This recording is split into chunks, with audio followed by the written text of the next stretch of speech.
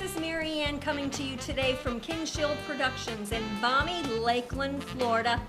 We know you guys up north are having a heck of a cold spell, so come on down here. And we have a special guest today. It's a real good friend. We've known Rodger for probably over 40 years. And we just wanted to do this interview with him. I consider it an honor to be with him. Thank you. And who are you, Rodger? RodgerMono from New York. From New York. And are you from close to Canada? Real close. You can throw a stone in. There you go. So you know that where he's from is very, very cold. That's why he's in Florida. 4 foot of snow last week.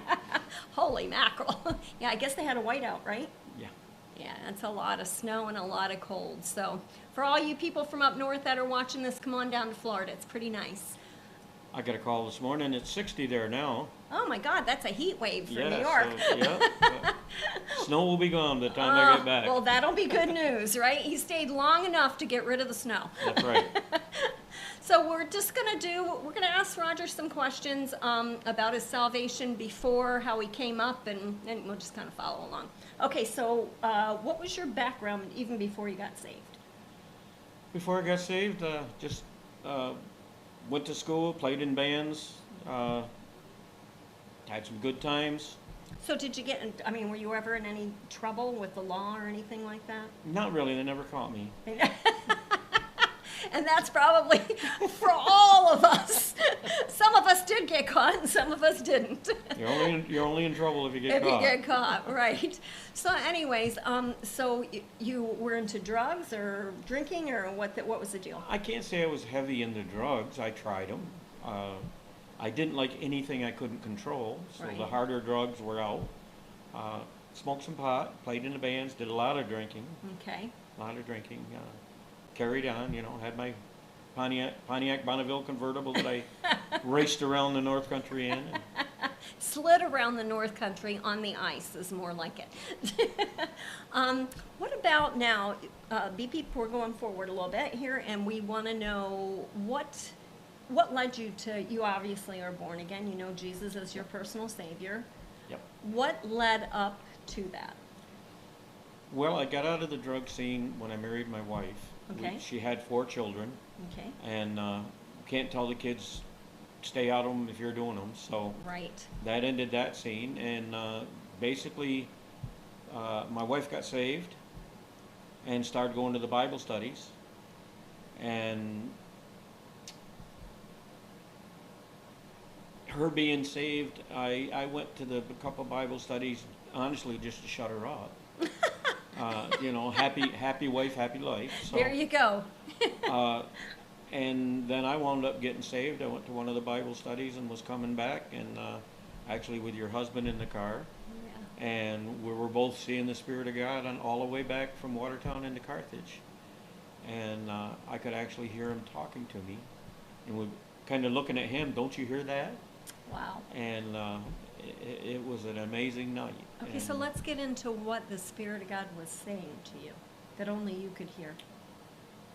I was questioning whether or not I believed in him or not, whether I believed the whole thing. And so he basically, I was working electronics at the time, in the electronic field. And there was on the way back in the car, it was just, why it's so hard for you to believe in me? And I says, I've never seen you. And he said to me, you've never seen electricity flow through that line, but you believe in it. And if you don't, grab a hold of it and find out how real it is. That's great. And then he said to me, and if you grab a hold of me, you'll find out how real I am. Nice. And that I could understand. It was an analogy that I could book into, because you grab an electric wire, you know it's real even though you can't see it. Right. And it was the same thing. It was the same principle. Okay, so some people would say out there that are watching this, some people are watching us that aren't believers, and they would say, well, that's just your head. That's just you talking to you. Well, how did you know that that was God and not your own head talking to your own head? Because I'm not that smart. Great. Honestly, it was just a voice I could hear. And it was soft. It wasn't loud and booming. It wasn't no traumatic thing. But it was real But to I you. know those thoughts were not my thoughts. I didn't think like that. Right. So for that to enter into my mind, I said, this is something different. Okay, so at that point, did you just bow your head and say the sinner's prayer with my husband Michael, or did you go home and did you do that? It was about 2 weeks later. 2 weeks later. That, So that was the seed that was planted. That was the start. And, you know, I went home and I just kept thinking about it and thinking about different things. And it seemed like everywhere I looked, I seen God. And my dad was a hunter, and he always used to say, if you want to get close to God, get out in his creation. Right. And I remembered a couple things he had said to me. And he never taught God. You know, he wasn't didn't push you to go to church or anything. Right. But we discussed it one time, and I said to him, you know, I found out he had cancer, and I said to him, Dad, did you make your peace with God? And of course, he had fought all the way through World War II, and he says, you don't think I laid in those foxholes and read my Bible? He says, that little Bible they give you read it from cover to cover several times, and he said, I made my peace with God a long time ago, and I promised him that if he got me out of the war safe and sound. Which he did. Which he did. He got shot, but it actually saved his life, because they got him out in a medevac, and 2 days later they got surrounded in Bastogne where he was. Wow. And they lost most of the 101st. Wow. And he'd have probably died trying to save that bridge they were setting up. You know? Wow. It's pretty amazing, isn't it, how God works? Yep. Sometimes I think there's some of you thinking that, you know, God's not in the picture.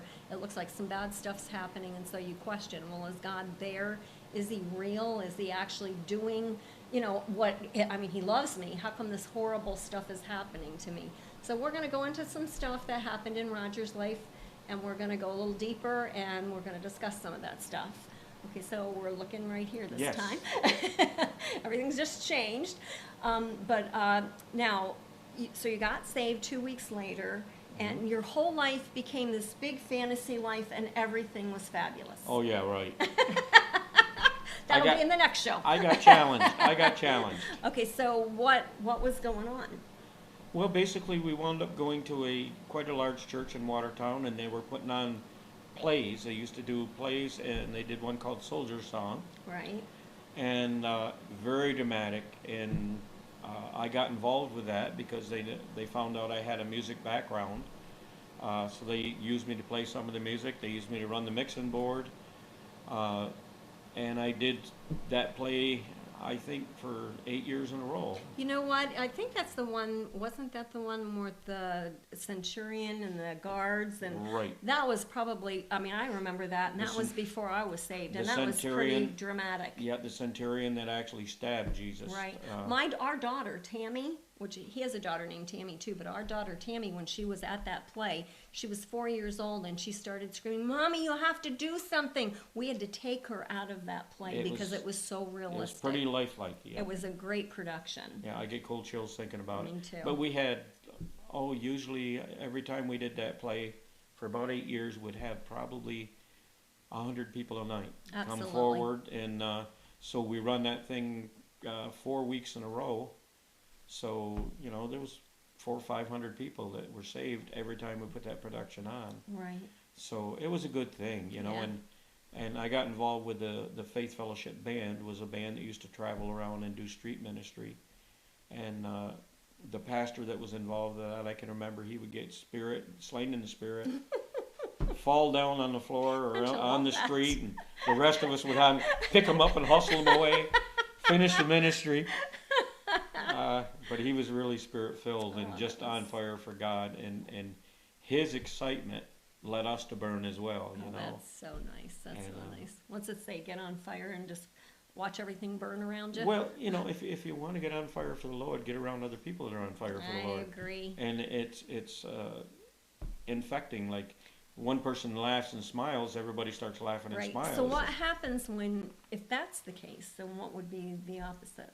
If you're around people that aren't plugged in. Oh, if you got around negative people and people that are always nasty, it rubs off. Absolutely, and that's unfortunate. In fact, sometimes that seems to rub off quicker than the other. That's the Bible says we're supposed to be the salt, Yeah. and we're supposed to flavor them. But too Right. many times it goes the other direction. Yeah. And Bad company corrupts good character. it's sad. Yeah. It's sad. Okay, so now you're in the ministry. You're starting to do stuff. 8 years in this church, and then somehow you got into the prison ministry, and this is what I really want to get into. Yes, I took the classes. This particular church had night classes to help people that wanted to become ministers. So what led up to you? I mean, listen, it takes somebody really called to go to prison and want to go. Yeah, I was involved with the Full Gospel, and the head of the Full Gospel Eastern Coast Division was a friend of mine, John Barone. Right. And he started to get us involved when they opened up the prison up on the top of the hill in Watertown. Okay, so I got a question. What did you feel like the first time that door shut? It didn't really get to me as much as it would. It was kind of funny, since you asked, the first time we went up there was only 6 inmates in the prison. Holy because cow. it was brand new. They What just prison built was it. that? That was Watertown Correctional. Wow. And they just built it, so there's only like 6 or 8 or 10. And I said to John when we were walking in, that they had pallets going across the mud, so that you could walk in. The sidewalks weren't in yet. And we went down to the chapel, and I said to John, "There's only 6 guys here at the thing." He says, "Well, if only one hears it, it's worth it." And I says, "But is it worth it?" Because he had a stroke and he had a hard time walking. I says, "Is it worth it for you to come up here for that?" And I says, for just 6 people in the chapel? But he says, "Rodger," he was a little Italian guy, didn't speak good English. He says, "Rodger, have you heard the mouth on those corrections officers and those people building this place? They're terrible." He says, "I'm in here for them." He said, "If not, they're going to be in this prison too." And he was kind of funny, but if he could get one person to listen, he was happy little camper. So the moral of the story is if you swear, you're going to prison. Yeah, and he's the only one that I knew that if you sat down in a restaurant to pray for the meal, you could hear him 6 blocks away. Wow. He wanted to prayed make sure everybody very around him was- loud and very open, and I wished I had that, Yeah. to be able to do that sort of thing. And of course, if anybody come over, and ask him, he'd say, "Well, do you know Jesus Christ is your Lord and Savior?" And it didn't matter, waitress or another patron, whatever.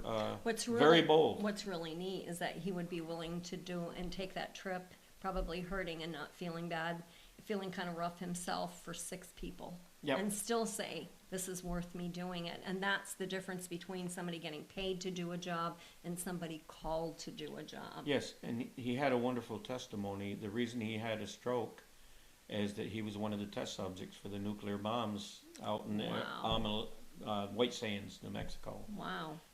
He was a medic, and they put him in a trench, and he was less than a mile Wow. from ground zero, and lived through it. But So it wasn't even something he did to himself. It was something no, there that was kind of done. 250 people in his outfit, and only 10 were still alive. Wow. The rest had all died of cancer. Now, was he saved before that? Yeah, he knew the Lord since he was a child. He was a kid. He grew up in New York City, and he was Italian family. No wonder he got saved. He's probably afraid he was going to be killed. Well, a lot of his family was in the mafia. Oh, boy. And, like I said. So he lived and learned, and he got saved early, but just because of their link to the Catholic Church, Right. and they were Right. very Okay, involved. so you're doing all this stuff. So tell us a story tell us what really sticks out. I know, how long were you in the prison ministry? I was in prison ministry 15 years. Wow. Okay, so did you always go in and sing, or did you just preach, or? I went in and led worship at first, and then the pastor that was there would not allow me to teach because I was of a different church. How crazy is that? Yeah, he was in Assemblies, and I was Pentecostal. And so before I he thought would... the Assembly of God was Pentecostal. It is, but they wanted everything he taught, he wanted it to be Oh, the book. Assemblies based. Yeah. So I actually got licensed and ordained at my church, and then I wound up getting licensed and ordained by the Assemblies so that I could Just teach. to make sure. So that I could teach at the prison ministry. And I said, well, we'll cover all the bases, and then you won't have an excuse. Well, And- covering all the bases means you have to get baptized in the Baptist church. You have to go to a Pentecostal church, you get the Holy Spirit of God, and then you get ordained by all of them so you can preach in them. That's how insane that is. I tried to. I used to teach prison ministry, like churches that wanted to get involved. I was in a group that we went out and taught people how to get involved in prison ministry. And of course, your chaplain, you got to go through your chaplains. And I did that for quite a while, and the first thing you do is you get the tenets of faith of that church, so that you don't go in there and do something stupid like start speaking in tongues at a Baptist church. I've done that too. Yeah, so you always want to know what's going on in those churches. Right, you don't want to offend anybody. That's it, and I got favor. I worked in about, probably 20-some churches. Wow. And got them involved, and even in the Catholic Church, I got in there. Great. They let me preach from their pulpit. Which is a rare thing, and it was God showing me favor. But I would ask them straight up, what's your tenets of faith? What do you believe in? So tell me you just said something interesting. It was God showing you favor. For those people out here that don't know what that is, what is that? Well, that's when the Lord you pray about it, and the Lord will open doors for you, so that the people that you have to get involved with, no matter what church, whether it be a pastor of that church, or whether it be one of the ministers from the Catholic Church, or whoever's in charge of that, give you favor means that right off the bat you find something in common that clicks, and you make friends with them. Right. And then they allow you in the church and do what you got to do. Praise the Lord. Okay, so he's doing all the stuff. He's been in there for 15 years. Life is fabulous, because it's just not probably really fabulous, but because inside he has fabulous going on. Because your real joy comes from inside. It doesn't come from your circumstances outside, because they're never going to be fabulous. So you're into this and you're doing this, and then what happened? What was the traumatic thing that happened that made you question who you were, who God was, and your faith? What was the attack? Well, I had prayed for quite a while that, Lord, I'd like to get to some of these people before they get in prison. Right. Before they get arrested, before they because a lot of inmates, once they get out, become repeat offenders. They're back within 5 years. And why do you think that is? Well, because when they get out of prison, up our way, the only jobs they could get, because people would be judgmental, the only jobs they could get is Burger King or McDonald's, or working as a mechanic somewhere. If they can even get them. And so I had an inmate tell me, he says, why should I go into McDonald's flipping burgers for $10 an hour when I can do $2,000 a day on the street? I've heard that too. And I said, yeah, but the point is you're going to wind up back here. He says, oh, no. He said, the reason I got caught last time is because I was doing the drugs.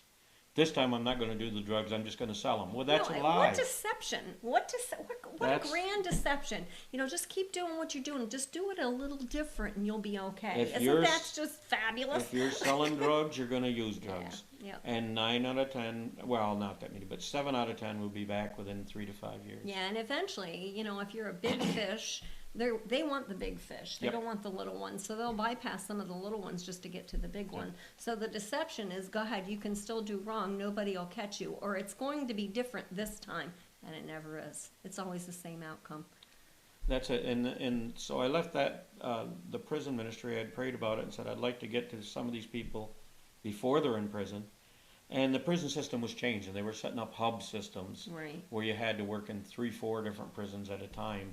Right. And you become just an administrator instead of actually ministering and praying with people. And I didn't like that part of it. I didn't want to sit and, it was nice. I got into the anger management control. I got into drug and alcohol counseling. Marriage counseling was a big thing in prison that I did. And I just said, I got into the Scared Straight program, helped start that in the Watertown area. Yep. And it led me, it says, I want to get away from the inmates and get to the kids before they. Yeah. So there was an opening in the children's home that in Watertown, and they actually did kids that were in trouble for whatever reason, stealing or not going to school, pins, petitions, or whatever. And they needed some people to work there, and so I got a job down there and did another 11 years at the children's home. And I was working with the kids on a one-to-one basis, and it was good. It was, I think that's equivalent to what Florida has as the Sheriff's Youth Ranch. Yep. We have something like that down here where they're like kids at risk. Yep. It's not the real bad stuff. It's the kids that are just starting down the wrong path. Right. Because maybe their parents are messed up or they don't have a home or whatever. well, these the kids were, situation you may know, be. they took in orphans as well, but the main thing they took in was troubled Do you ever kids. want to take anybody home? I raised 10 kids. Is the answer no? Only 4 were mine. The rest were taken. He'd had so, enough. Yeah, 10 kids was enough. That was it. But it was all good. I liked working with them. I liked working in the residential units. And I got to do some good relationships with the kids. And it was because I never ever lied to a kid. Right. You know, if the kid was in trouble and they were about to ship him out and send him to a lockup facility, if they asked me, I'd tell them, yeah, you're going to lockup Yeah. because you don't know how to get along without punching somebody in the face or threatening them. No boundaries. Yep. Yeah. So No boundaries. I never lied, and I still have some of the kids. I've been out of that now over 15 years, and I still have kids that call me up That's pretty amazing. and say, you know, hey, Rodger, I'm doing this now, and I'm doing that now, and I got 3 kids, but they always remembered, you know. You know what I think too, that goes to show that when God calls you to something, sometimes it's not even just the same thing. Bing, bing, it must be God.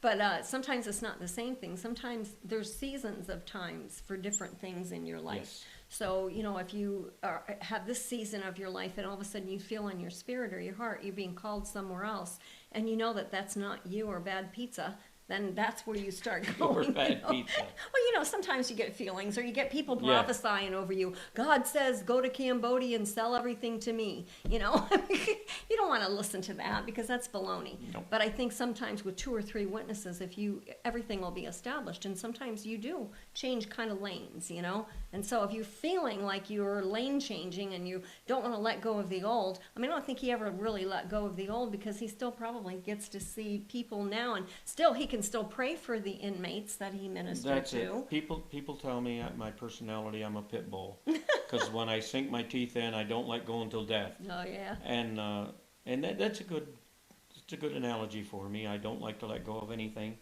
The reason I got out of the children's home and out of the prison ministry was I was helping the pastor start a new church, Right. and we were getting people involved, and it was a seminary training facility to train people to become preachers. So I was getting used pretty heavy in the training end of that. Right. And it just, well, my wife told me, she says, you know, you got a wife and 4 kids and you're gone 5 nights a week or 6 nights a week in the ministry. Don't you think we need to change something? And Well, she and was you know right. what? She was right. That is the actual word for a lot of pastors that might be watching, because you know what? You feel so needed with these, because they do need you. You I burn mean, out? they're detrimental situations and they're emergency situations, and these people are just pulling and pulling and Yes. pulling. But that's why I think so many pastors are going out and cheating. They're leaving their church, they're leaving their faith, they're leaving their ministries because they are burned out. Yep. They're tired. If you're going, you know, our church right now is going 6 nights a week. That's a lot. And I just simply told the pastor that's there, I ordained him and got him in there, but he's a young man Yeah. and he's just on fire for God. And I just told him straight up, I said, I can't be here 5, 6 nights a week. Yeah, that's a lot. I've got to cut down to 2 or 3. Right. And I used to wear 5 hats in that church. Yeah. And I said, I only want to wear this one. Right. It's time for me to retire and go to Florida. Right. There you So go. that's why so I'm glad here. you came. That's why I'm here. We love having you. Yeah. Okay, so forward to a couple years ago, you had something very hard happen in your life. Yes. Caused you to question some things. Yeah. The last 2 years have been the biggest test of my faith in the 40 years I've been saved. And that was my wife had developed giant cell arteritis, which is a disease. It's an autoimmune disorder where the white blood cells attack the arteries in your brain. Wow. And it caused her to have dementia. And dementia is, a lot of people think it makes you forget things, but dementia is terrible in the fact that it eats on the muscles in your body, and basically your muscles become gel. Wow. And my wife got to where she couldn't walk any longer, so she was in a wheelchair. She never forgot my name, but she forgot a lot of things in the house. And I was taking care of her. and I was surviving on about 2 hours sleep a night because she would get up in the middle of the night and try to do things, and she burned herself quite badly once, and I felt so bad about it. And so I used to sleep with my feet where she would go around me in the wheelchair and she'd run over my feet or run into them To wake you up. to wake me up. Well, I had done that for about 5 years, and then one day I got up to go get ready to go to church, and I collapsed Wow. and woke up some hours later, and my son was there. He helped me off the floor. And what had happened is I had taken some medicine for the flu. It was a drug. Well, I can't name the drug because we're on the air. But I took that particular drug, and it had completely shut my kidneys down, and I didn't know it. Wow. And by the time I got to the hospital, my kidneys had shut down, my pancreas had shut down, and my liver was shutting down. So you were on the way out. Yeah, the doctor, 4 days I was unconscious. Now, did you see a light? I seen a lot of things. Did you see a light? Yeah, Did you? actually I did, but it wasn't like a lot of people say. I see the light and I was headed toward it, or none of that. I just know I was out 4 days, and they did emergency surgery and put a line in so they could put me on dialysis. And I woke up 4 days later, and the doctor said, "Welcome back." Wow. And I said, "Welcome back from what?" And he said, "You've been out 4 days. We thought we were going to lose you." And he said, "Your body had shut down, and we're surprised you made it back." He said, "You've had 3 heart attacks," and he said, your toxic levels in your blood was so high. He says, "We can't understand why your heart kept beating." We know why. Yes, God was not finished with me yet. That's right. And but when you wake up from that, and he tells you you almost died, a lot of things go through your mind. Such as? Well, the first thing I did was call up all my friends and thank them for being my friends. Mm-hmm. You guys got a call, some other people got a call. Because you realize that's what's important to you. Not the car you drive, Right. not the house you live in, but it's the friends you had. The relationships. The other thing that really jarred me is when I woke up, I was in that hospital a couple of weeks, and then they sent me back up to Watertown for therapy because I couldn't walk any longer. I had lost the ability to walk. And in the meantime, where's your wife? Well, this is what I'm coming to. When I got into the facility where I was going to do my therapy, my wife was in the room next to me. Wow. And In the same hospital. The same hospital, and I was very angry because Angry at God, angry at your family, angry at Mary, angry at yourself, angry at all the above. All the I above. was angry at God. I was angry at my family because I was in the hospital just 2-3 weeks, and I find my wife in a nursing home. Right. And I said, "You couldn't take care of my wife for the few weeks that I was in the hospital?" And the answer they give me, and it kind of broke my heart. They said, "They told us you probably weren't going to come out of this." Wow. And I knew their plan because I was in the nursing home Right. next to my wife, sharing rooms, Right. and their plan was we'd probably spend the rest of our lives there. Right. And I refused to accept that. I was angry that they Say put that her again, in. please. I refused to accept that. I think that's a big key to getting better. You've got to refuse to stay in the hole. That's right. You've got to refuse. That's right. I said, I am going to get my legs back. I am going to walk. I'm going to do what needs to be done to get my life back because I wasn't content staying in a nursing home. Good. And I wasn't happy with my wife there. Right. And I had promised her that as soon as I got well enough, I would get her out of there. Right. And so I did the parallel bars till I had blisters on my hands, trying to get my legs back. I wasn't content with being in a wheelchair. I wasn't content with walking with a walker. Good. I says, I'll walk with a cane if that's what I got to do. Right. But I'm going to get my life back. Well, within 21 days, I was in the wheelchair, but they sent me home. Wow. And within 2 months, I was walking with a walker. 4 months later, I was walking with a cane. It's been a year, and I no longer have the cane. Hallelujah. And I drove to Florida. There you go. And this is part of his healing as well, because it's not just physically getting healed, it's emotionally getting healed. Because when you go through that kind of stuff, it's called trauma. Yes. And trauma traumatizes you, and that Satan's whole objective to doing that is to sink you in the hole and keep you down there. God's objective is to make sure that you raise again, just like Jesus did on the third day. That's it. I had a major time with depression. In the meantime, while I was recovering, my wife passed away in the nursing home. I went back to her and I apologized. This before she died. I apologized to her that I broke my promise that I would get her home with me, and You didn't break the promise. it never Roger. happened. Yeah, but you didn't break the promise. But she passed away that year in the nursing home, and I was angry. I was angry at God that I got sick. I was angry at God that she was in a nursing home, and I was angry that she developed cancer and died while she was there. How did you get over the anger? How'd you get over the feelings and the emotions and all the crazy crap that's happening in your head?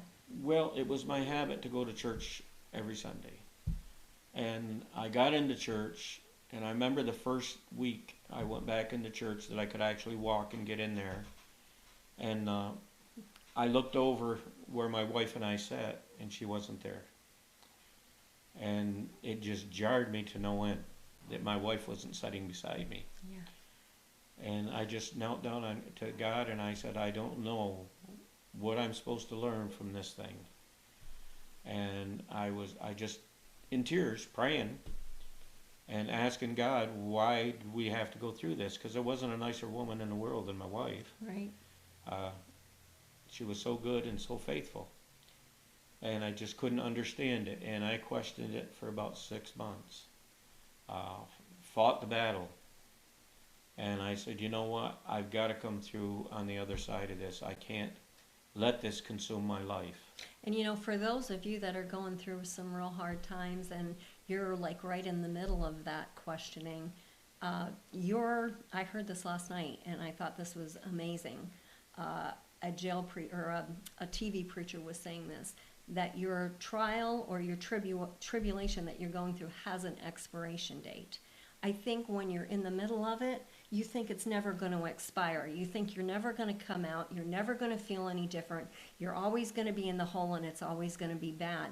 But if you realize that there is an expiration date, you can almost come through anything. Well, that's the thing. I said, you know what? I made the promise to take care of my wife until death. And I did that. And you did that. And I was ready to go. Mm-hmm. I said, Lord, take me anytime. And God says, not yet.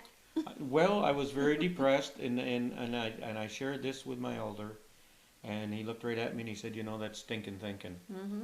And he said, you got to get past that. And so I surrounded myself with positive people. There you go. Surrounded myself with people that had things for me to do to get my mind off that. Right. And just recently we sat on our brother-in-law and sister-in-law's porch and we sang for 3 hours. And Rodger said he could only sing for like 5 songs was the max, and then he'd lose his voice. And 3 hours later, he's still singing. But it sounded awful. Oh, no, it wasn't. It was fun. We just didn't know the end. We didn't know verse 2 and 3, only one. Yeah, we sang 25 songs, the first verse of all of them. But they were good. They were good, absolutely.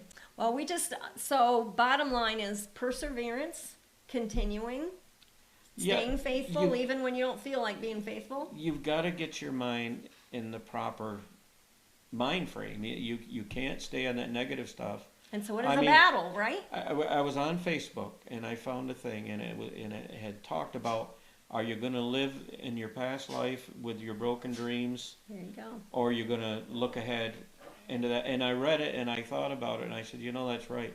I can't sit here and wallow in my broken dreams in the past. That's right. I've got to move forward. But it's hard to do. And what was the thing that you said when you first got here? One of the reasons, there was a couple different dually reasons, and you only gave us one of why you came here. Why I came to Florida. Mm-hmm. I was going through all my first Thanksgiving without her, my first Christmas without her, and my wife and I used to travel a lot together. We'd been out west several times. We've been down here several times. So this is my first trip without her. There you go. And I had to get all those first out of the way Right. so that I could move on. And I said I wanted to look maybe into coming down this way to live. You know, because the old house up there is getting tired, and I'm getting tired, and I'm tired of the snow.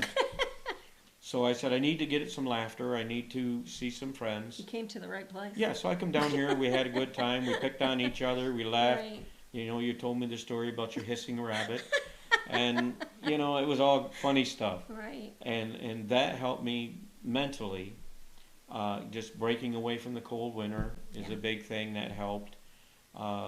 And just the fact of moving forward with the rest of my life. And when I get back, I'm gonna Continue to move forward. well, I'm gonna preach some hellfire and brimstone. You're all going to hell. Scare them all. And then no, I'm gonna move back, and I got some sermons over this trip. Don't have a hissing rabbit. No, and I went to a couple, 3 different churches and found out what they're doing down here. Right. Now I want to go back there and preach. The last Sunday, the church I went to, the preacher was barefoot. Right. That's pretty fabulous. Yeah, and blue jeans and a hoodie. So I said, you know, I come from the conservative Northeast, where you still wear your suits to church. What a shock it is down here, right? Well, I'm going to go in. We're all too hot down here to wear a suit. I'm gonna go into the church and preach a sermon in a hoodie and the blue jeans. I can't go barefoot because there's still 4 foot of snow up there. Oh my gosh, you'll get frostbite. Yeah, but do some changes. I'm gonna do some changes. Absolutely. Well, we thank you very much for this. And the moral of the story here today is to persevere and to continue. No matter what you're going through, stop looking at where you're at. Jesus said, I put before you life and death. You choose life. God bless you. So long.